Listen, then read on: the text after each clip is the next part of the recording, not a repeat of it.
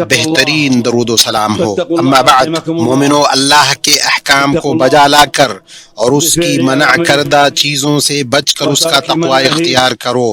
اللہ متقی لوگوں سے محبت کرتا ہے اور انجام کار تقوی والوں کا ہی ہے۔ تقوی دنیا و آخرت میں بھلائی کا سبب ہے۔ اللہ نے فرمایا، تقوی والوں کے لیے ان کے رب تعالیٰ کے پاس جنتیں ہیں جن کے نیچے نہریں بہہ رہی ہیں، جن میں وہ ہمیشہ رہیں گے، اور پاکیزہ بیویاں، اور اللہ تعالیٰ کی رضامندی ہے، اور اللہ بندوں کو دیکھ رہا ہے۔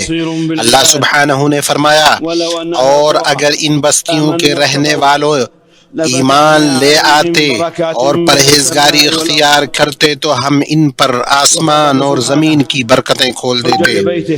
حاجیوں کو تقوی کا حکم دیتے ہوئے مخاطب کر کے فرمایا، اور اپنے ساتھ توشہ راہ لے لیا کرو، سب سے بہتر توشہ اللہ تعالیٰ کا تقوی ہے۔ اے عقل مندو، مجھ سے ڈرتے رہا کرو۔ تمام تعریف اللہ کے لیے ہے جو غالب، بہت علم والا، بادشاہ، نہایت پاک اور سلامتی والا ہے۔ ہم اس کی حمد کرتے ہیں کہ اس نے ہمیں دین اسلام کی ہدایت دی، اسے 5 عظیم ارکان پر قائم فرمایا، اور میں گواہی دیتا ہوں کہ اللہ کے سوا کوئی معبود۔ تمام تعریف اللہ کے لیے ہے جو غالب، بہت علم والا، بادشاہ، نہایت پاک اور سلامتی والا ہے۔ ہم اس کی حمد کرتے ہیں کہ اس نے ہمیں دین اسلام کی ہدایت دی، اسے تمام تعریف اللہ کے لیے ہے جو غالب، بہت علم والا، بادشاہ، نہایت پاک اور سلامتی والا ہے۔ ہم اس کی حمد کرتے ہیں کہ اس نے ہمیں دین اسلام کی ہدایت دی، اسے 5 عظیم ارکان پر قائم فرمایا،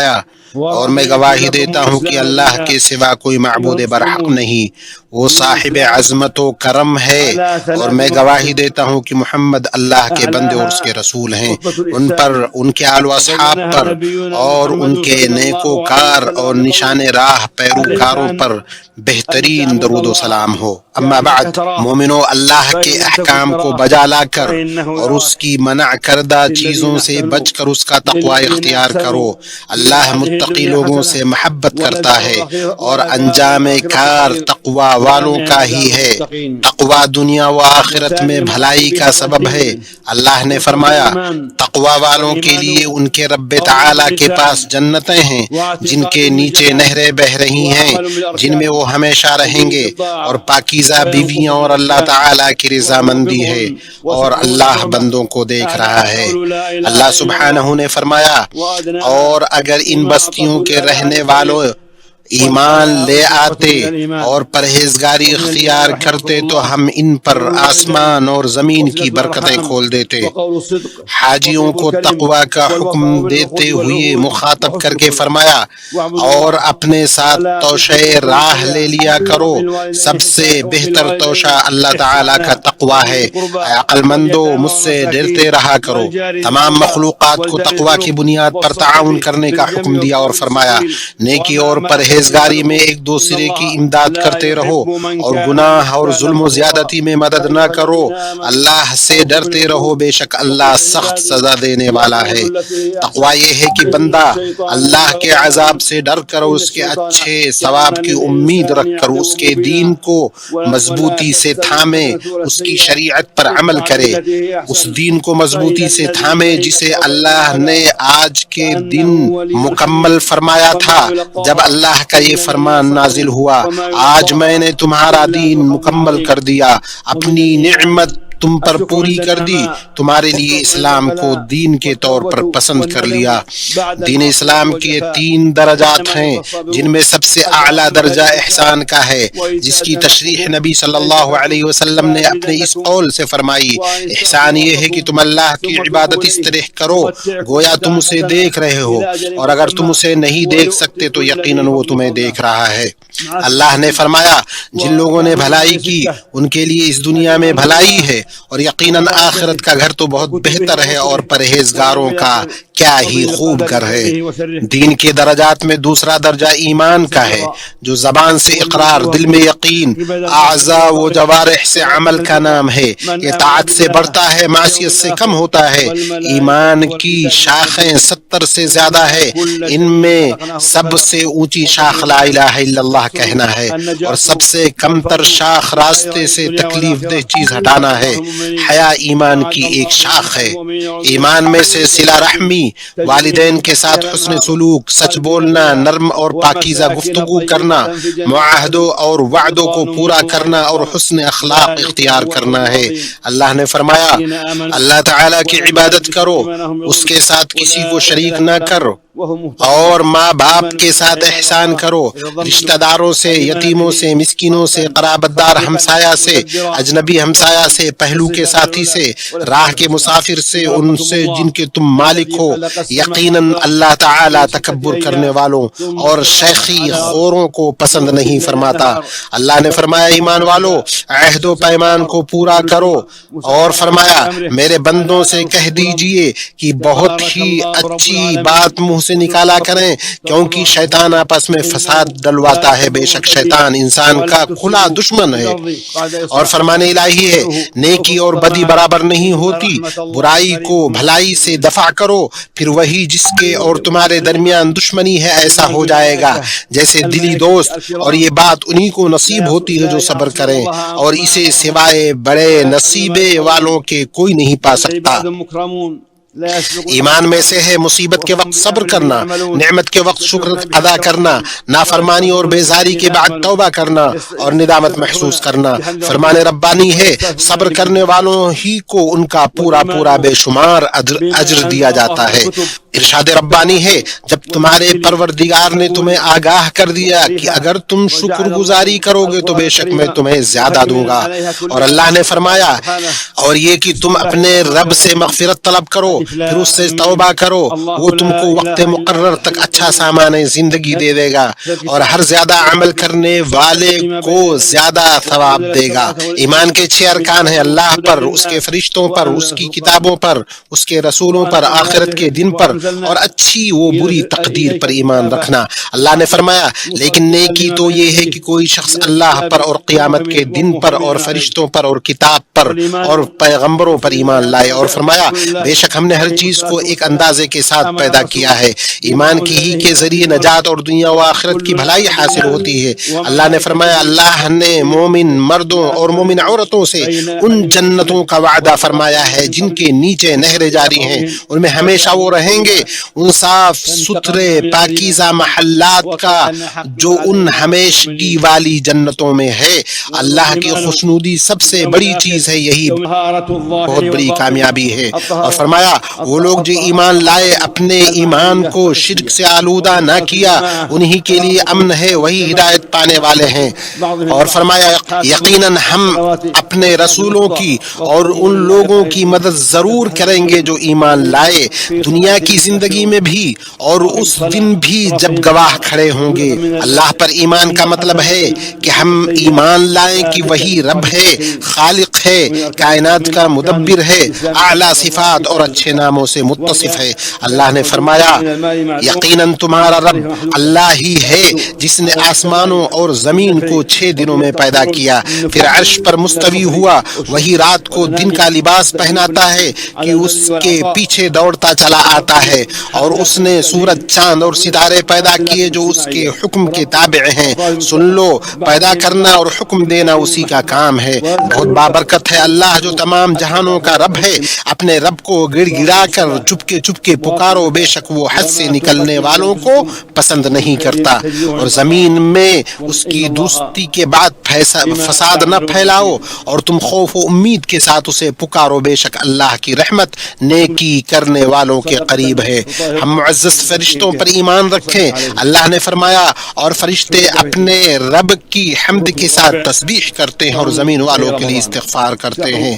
ہم ان تمام کتابوں پر ایمان رکھیں جو اللہ نے نازل فرمائیں جن میں تورات اور انجیل بھی شامل ہیں، اور اللہ نے قرآن کریم کو ان تمام پچھلی کتابوں پر نگران بنایا ہے۔ اللہ کا فرمان ہے، اللہ ہی ہے جس کے سوا کوئی معبود برحق نہیں، وہ زندہ ہے، قائم رکھنے والا ہے۔ اس نے آپ پر سچی کتاب نازل فرمائی جو اپنے سے پہلی کتابوں کی تصدیق کرنے والی ہے، اور اس نے اس سے پہلے تورات اور انجیل نازل فرمائی تھی لوگوں کی ہدایت کے لیے، اور اس نے فرقان نازل فرمایا، اور فرمایا اور ہم نے آپ پر سچائی کے ساتھ قرآن نازل کیا جو اپنے سے پہلے کی کتابوں کی تصدیق کرنے والا اور ان پر نگران ہے، اور ہم اللہ کے تمام رسولوں پر ایمان رکھیں۔ اللہ نے فرمایا بے شک ہم نے آپ سے پہلے رسولوں کو ان کی قوموں کی طرف بھیجا، بس وہ ان کے پاس واضح نشانیاں لے کر آئے، پھر ہم نے ان لوگوں سے انتقام لیا جنہوں نے جرم کیا، اور ہم پر مومنوں کی مدد کرنا لازم ہے۔ ہم آخرت کے دن، قیامت کے دن، حساب و جزا کے دن پر ایمان رکھیں۔ یہ وہ دن ہے جس میں اللہ کے نیک بندوں کے لیے جنت کا بدلہ اور اس کے دشمنوں کے لیے دوزخ کا عذاب ہوگا۔ اللہ نے کہا یقیناً آخرت کا گھر ان لوگوں کے لیے بہتر ہے جو تقوی اختیار کرتے ہیں۔ کیا تم عقل سے کام نہیں لیتے؟ ہم اس بات پر بھی ایمان رکھیں کہ اللہ نے تمام واقعات و حوادث کو پہلے ہی سے مقرر کر رکھا ہے اور سبھی چیزوں کو لوح محفوظ میں لکھ دیا۔ اللہ نے ان سبھی کا ارادہ کیا اور ان کی تخلیق فرمائی۔ اللہ نے فرمایا یہی اللہ کی سنت پہلے کے لوگوں میں بھی رہی ہے۔ اللہ کا حکم ایک قطعی طے شدہ فیصلہ ہوتا ہے، اور فرمایا بے شک اللہ اپنے حکم کو نافذ کر کے رہتا ہے۔ یقیناً اللہ نے ہر چیز کے لیے ایک تقدیر مقرر کر رکھی ہے۔ نبی اکرم صلی اللہ علیہ وسلم نے اسلام کی تعریف یوں کی، اسلام یہ ہے کہ تم گواہی دو کہ اللہ کے سوا کوئی حقیقی معبود نہیں اور محمد الرسول اللہ اللہ کے رسول ہیں، نماز قائم کرو، زکوٰۃ دو، رمضان کے روزے رکھو، اگر استطاعت ہو تو بیت اللہ کا حج کرو۔ لا الہ الا اللہ کی گواہی کا مطلب کہ عبادت صرف اللہ کا حق ہے، اس پاک ذات کے سوا کسی اور کی عبادت نہیں کی جائے گی، چاہے وہ کوئی فرشتہ، نبی، نیکوکار، ولی ہی کیوں نہ ہو۔ اللہ کا فرمان ہے اے لوگو اپنے رب کی عبادت کرو جس نے تمہیں اور تم سے پہلے لوگوں کو پیدا کیا تاکہ تم پرہیزگار بن جاؤ، اور فرمایا تم اللہ کے ساتھ کسی اور معبود کو مت پکارو ورنہ تم سزا پانے والوں میں سے ہو جاؤ گے۔ اللہ نے فرمایا کہہ دیجئے اے اہل کتاب آؤ ایسی بات کی طرف جو ہمارے اور تمہارے درمیان یکساں ہے کہ ہم اللہ کے سوا کسی کی عبادت نہ کریں، اس کے ساتھ کسی کو شریک نہ ٹھہرائیں، ہم میں سے کوئی دوسرے کو اللہ کے سوا رب نہ بنائے، پھر اگر وہ اعراض کریں تو کہہ دو گواہ رہو کہ ہم مسلمان ہیں۔ اسی میں نفس کی عزت ہے اور اس کی انکساری بھی صرف اللہ ہی کے لیے ہے۔ اللہ نے فرمایا اگر تم کو اللہ کوئی تکلیف پہنچائے تو بجز اس کے کوئی اور اس کو دور کرنے والا نہیں، اور اگر وہ تم کو کوئی خیر پہنچانا چاہے تو اس کے فضل کو کوئی روکنے والا نہیں، وہ اپنا فضل اپنے بندوں میں سے جس پر چاہے نچھاور کر دے، وہ بڑی مغفرت بڑی رحمت والا ہے۔ اور محمد الرسول اللہ کی گواہی دینا اس بات کا متقاضی ہے کہ آپ صلی اللہ علیہ وسلم کے حکم کی اطاعت کی جائے، آپ کی باتوں کی تصدیق کی جائے، اپنے رب کی عبادت میں آپ کے طریقے پر چلا جائے، چنانچہ اللہ کی عبادت صرف انہی چیزوں سے کی جائے جنہیں اللہ کے رسول صلی اللہ علیہ وسلم لے کر آئے۔ اللہ کا فرمان ہے تمہارے پاس تم ہی میں سے ایک رسول آئے ہیں، تمہاری تکلیف ان کو گنا گزرتی ہے، تمہاری بھلائی کی خواہش مند ہیں، وہ مومنوں پر نہایت شفیق و مہربان ہیں۔ اور فرمایا جو اس رسول نبی امی کی پیروی کرتے ہیں جس کا ذکر وہ اپنے پاس تورات و انجیل میں لکھا ہوا پاتے ہیں، اور فرمایا اگر تم میں کسی چیز کا اختلاف ہو جائے تو اسے اللہ اور اس کے رسول کی طرف لوٹا دو، اگر تم اللہ پر اور آخرت کے دن پر ایمان رکھتے ہو، ایسا کرنا بہت بہتر ہے اور انجام کے اعتبار سے بہت اچھا ہے۔ اور محمد صلی اللہ علیہ وسلم کے لیے رسالت کو ثابت کرنے کا مطلب امت کے بیچ موجود تنازع کو رفع کرنا اور اس کے سر چشمے دلیل کو متحد کرنا ہے، اس سے عبادتیں متحد ہوگی، ان کی ادائیگی کے طریقے مختلف نہیں ہوں گے۔ یوں امت کتاب و سنت میں وارد نہ ہونے والے طریقے پر عبادت کر کے بدعتوں سے محفوظ رہے گی۔ اس طریقے سے لوگ اکٹھے ہوں گے، دل باہم ملیں گے۔ اسلام کے ارکان میں سے دوسرا رکن نماز قائم کرنا ہے، تاکہ وہ بندے اور اس کے درمیان اور اس کے رب کے درمیان رابطے کا ذریعہ ہو، اس کی نجات اور وقت کی تنظیم کا سبب ہو، بندے کے احساس کا ذریعہ ہو کہ اس کا رب اسے دیکھ رہا ہے، اس سے وہ بڑے کاموں اور ذمہ داریوں کو انجام دینے کی ٹریننگ پائے گا۔ نماز میں ظاہر و باطن کی طہارت ہے، معنوی و حسی طہارت ہے۔ باجماعت نماز سے سماج میں ہم آہنگی ہوتی ہے، لوگوں میں باہمی محبت پیدا ہوتی ہے۔ اللہ کا فرمان ہے نمازوں کی حفاظت کرو، بالخصوص درمیان والی نماز کی، اللہ تعالیٰ کے لیے با ادب کھڑے رہا کرو۔ اور اللہ کا فرمان ہے بے شک نماز مومنوں پر مقررہ وقتوں پر فرض ہے۔ اور اللہ کا فرمان ہے یقیناً نماز بے حیائی اور برائی سے روکتی ہے۔ اور اللہ کا فرمان ہے یقیناً ایمان والوں نے فلاح پائی جو اپنی نماز میں خشوع کرتے ہیں۔ اور اللہ کا فرمان ہے ایمان والو، جب تم نماز کے لیے کھڑے ہو تو اپنے منہ کو، اپنے ہاتھوں کو کوہنیوں سمیت دھو لو، اپنے سروں کا مسح کرو، اپنے پاؤں کو ٹخنوں سمیت دھو لو، اور اگر تم جنابت کی حالت میں ہو تو غسل کر لو۔ اور فرمایا دن کے دونوں سروں میں نماز قائم کرو، رات کی کئی ساعتوں میں بھی، یقیناً نیکیاں برائیوں کو دور کر دیتی ہے۔ نصیحت ہے، نصیحت پکڑنے والوں کے لیے۔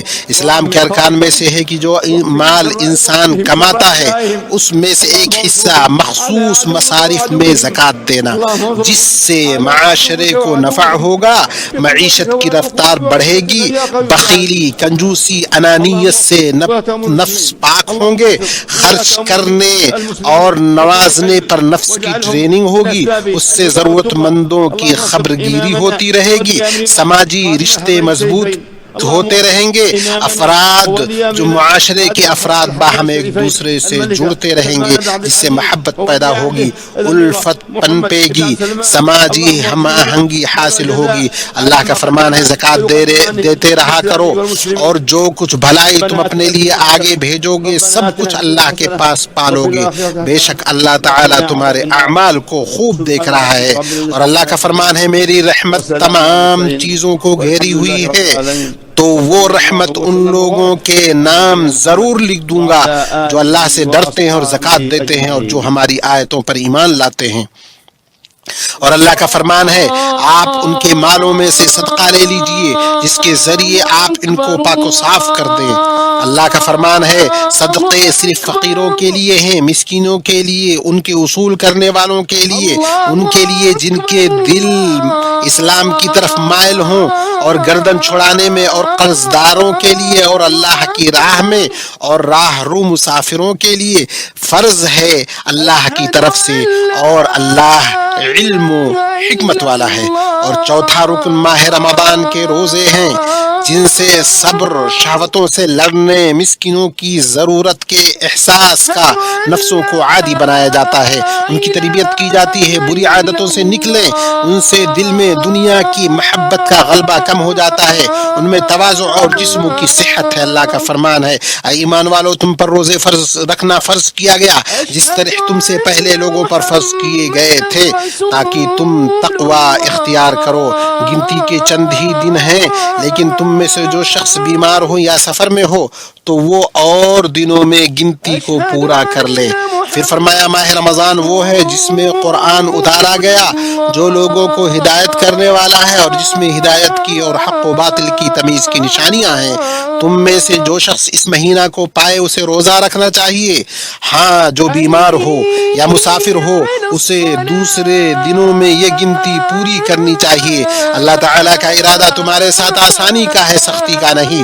وہ چاہتا ہے کہ تم گنتی پوری کر لو اور اللہ کی دی ہوئی ہدایت پر اس کی بڑائیاں بیان کرو اور اس کا شکر کرو۔ پانچواں رکن حج ہے۔ اللہ نے اپنے گھر کے حاجیوں کو اس کے مناسک ادا کرنے کی توفیق بخشی۔ حج آخرت کی یاد دہانی کراتا ہے، دلوں میں رب اور اس کے احکام کی تعظیم راسخ کرتا ہے، ساتھ ہی انہیں تسلیم و رضا مندی کے ساتھ قبول کرنے کی تعلیم دیتا ہے۔ حج میں جماعت کے ساتھ ہم آہنگ ہوا جاتا ہے، قربانی، نذر، فدیہ کے جانوروں کو ذبح کر کے کھانا کھلایا جاتا ہے۔ حج میں وقت کا احترام، نفع بخش چیزوں میں اس کا استعمال ہوتا ہے۔ اللہ نے فرمایا حج اور عمرے کو اللہ کے لیے پورا کرو، ہاں اگر تم روک لیے جاؤ تو جو قربانی میسر ہو اسے کر ڈالو۔ اور فرمایا حج کے مہینے مقرر ہیں، اس لیے جو شخص ان میں حج لازم کر لے وہ اپنی بیوی سے میل ملاپ کرنے، گناہ کرنے، لڑائی جھگڑا کرنے سے بچتا رہے۔ تم جو نیکی کرو گے اس سے اللہ باخبر ہے۔ پھر فرمایا جب تم عرفات سے لوٹو تو مشعر حرام کے پاس ذکر الہی کرو اور اس کا ذکر کرو جیسے کہ اس نے تمہیں ہدایت دی، حالانکہ تم اس سے پہلے راہ بھولے ہوئے تھے۔ بیت اللہ کے حاجیوں، مملکت سعودی عرب کی قیادت حرمین شریفین اور مشاعر مقدسہ کی تعمیر پر جو بھرپور توجہ اور اہتمام کر رہی ہے اور خدمات اور سلامتی کے ذمہ دار اداروں کے ذریعے بیت اللہ کے حاجیوں کی جو زبردست دیکھ بھال کر رہی ہے، اس کی بدولت حاجی سلامتی، اطمینان، آسانی کے ساتھ اپنے مناسک اور شعائر کی ادائیگی کر پاتا ہے۔ مسلمان پر واجب ہے کہ حج کے نظم و ضبط کو قائم کرنے والے نظاموں اور تعلیم و ہدایت کی پابندی کرے۔ یہ شریعت کے مقاصد کی تکمیل کا حصہ اور ایسا دینی و اخلاقی فریضہ اور تہذیبی طرز عمل ہے جو تعاون اور نظم و ضبط کو اجاگر کرتا ہے اور حاجیوں کی رواں نقل و حرکت اور بغیر پریشانی و تکلیف کے آسانی کے ساتھ مناسک کی ادائیگی کو یقینی بناتا ہے۔ بیت اللہ کے حاجیوں، رسول اللہ صلی اللہ علیہ وسلم نے پہلے خطبہ دیا، پھر جمع و قصر کے ساتھ ظہر اور عصر کی نماز پڑھی، اس کے بعد عرفہ میں وقوف فرمایا یہاں تک کہ سورج غروب ہو گیا۔ پھر آپ مزدلفہ کے لیے روانہ ہوئے، وہاں 3 رکعت مغرب اور 2 رکعت عشاء کی نماز اکٹھی پڑھی اور رات گزاری یہاں تک کہ فجر کی نماز پڑھی۔ پھر وہاں اللہ کا ذکر کرتے ہوئے ٹھہرے رہے یہاں تک کہ خوب اجالا ہو گیا۔ پھر مینا کے لیے روانہ ہوئے اور جمرہ عقبہ کو 7 کنکریاں ماری۔ پھر اپنے قربانی کے جانور ذبح کیے، اپنا سر منڈوانے کے بعد پہلے مرحلے کے لیے حلال ہو گئے۔ پھر کعبہ شریف گئے اور اس کے ساتھ چکر لگا کر طواف افاضہ کیا۔ پھر آپ مینا واپس آ گئے جہاں آپ نے تشریق کے 3 دن رات گزاری اور جمرات کو کنکریاں ماری۔ آپ ہر دن 21 کنکریاں مارتے، پہلے جمرہ صغرا کو پھر جمرہ وسطیٰ کو کنکری مارتے اور ان دونوں کو کنکری مارنے کے بعد دعا کرتے، پھر جمرہ عقبہ کو کنکری مارتے۔ آپ نے 2 دن میں جلدی نکلنے کی اجازت دی۔ فرمان الہی ہے جب تم ارکان حج ادا کر چکو تو اللہ کا ذکر کرو جس طرح تم اپنے باپ دادوں کا ذکر کیا کرتے تھے، بلکہ اس سے بھی زیادہ۔ بعض لوگ وہ بھی ہیں جو کہتے ہیں اے ہمارے رب ہمیں دنیا میں دے، ایسے لوگوں کا آخرت میں کوئی حصہ نہیں۔ اور بعض لوگ وہ بھی ہیں جو کہتے ہیں اے ہمارے رب ہمیں دنیا میں نیکی دے اور آخرت میں بھلائی عطا فرما، ہمیں جہنم کے عذاب سے بچا۔ یہ وہ لوگ ہیں جن کے لیے ان کے اعمال کا حصہ ہے اور اللہ تعالی جلد حساب لینے والا ہے۔ اور اللہ تعالی کی یاد گنتی کے چند دنوں یعنی ایام تشریق میں کرو، 2 دن کی جلدی کرنے والوں پر بھی کوئی گناہ نہیں اور جو پیچھے رہ جائے اس پر بھی کوئی گناہ نہیں، یہ پرہیزگار کے لیے ہے۔ اللہ تعالیٰ سے ڈرتے رہو، جان رکھو کہ تم سب اسی کی طرف جمع کیے جاؤ گے۔ بیت اللہ کے حاجیوں، تمہارا آج کا دن بڑی فضیلتوں والا ہے جس میں اللہ گردنوں کو جہنم سے آزاد کرتا ہے، قریب ہوتا ہے، اہل موقف کو لے کر فرشتوں پر فخر کرتا ہے۔ اس لیے تم بکثرت اللہ کی تعریف اور ذکر کرو، اس سے دعائیں کرو، یقیناً یہ دعاؤں کی قبولیت کے مقامات میں سے ہے۔ اللہ نے فرمایا تمہارے رب نے کہا مجھ سے دعا کرو میں تمہاری دعا قبول کروں گا۔ اے اللہ ہمارے گناہوں کو بخش دے، ہمارے معاملات کو آسان کر، ہماری ذریتوں کی اصلاح فرما، ہمیں جنت میں داخل کر جہنم سے بچا۔ اے اللہ ہمارے حج، ہماری اطاعت کو قبول فرما، اپنے شکر و ذکر اور اپنی اچھی عبادت پر ہماری مدد فرما۔